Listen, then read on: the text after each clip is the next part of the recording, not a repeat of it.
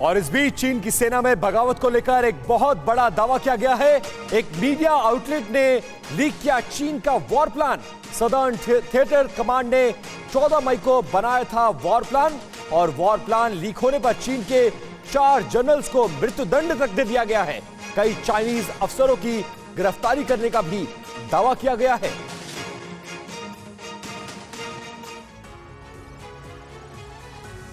क्या चीन की सेना में जिनपिंग के खिलाफ बगावत हो गई है? क्या चीनी जनरल्स ने जानबूझकर बीजिंग का वॉर प्लान लीक किया? चाइनीज सिस्टम के एक सुराख ने चीन के वॉर प्लान का भांडा फोड़ दिया।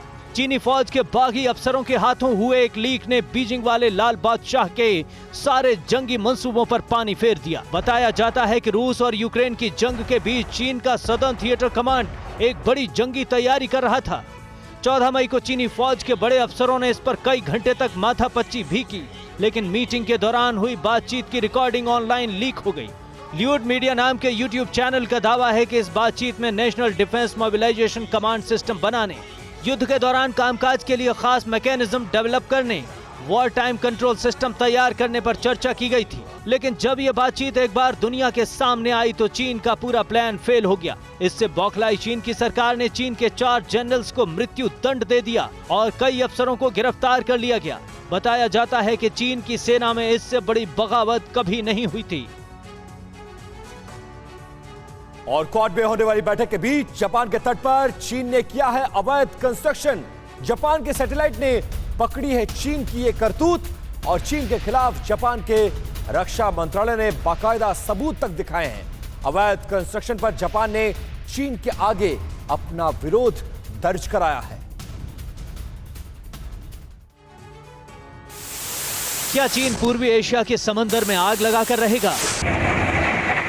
क्या जिनपिंग जापान के साथ तीसरा युद्ध लड़ना चाहते हैं? क्वाड की बैठक से पहले ईस्ट चाइना सी में चीन की एक और खतरनाक चाल सामने आई है। जापान के तट पर चीन अवैध निर्माण कर रहा है। चोरी चोरी चल रही चीन की यह करतूत सैटेलाइट की नजरों से बच ना सकी। जापान ने इस मुद्दे पर बीजिंग से कड़ा विरोध जताया है।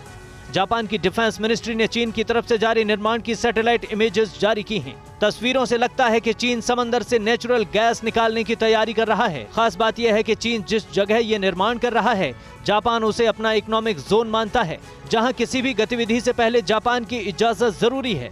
जापान का दावा है कि उससे सटे इलाकों में चीन अब तक 16 जगहों पर अवैध निर्माण कर चुका है, लेकिन वो सारे कंस्ट्रक्शन 2015 के पहले हुए थे।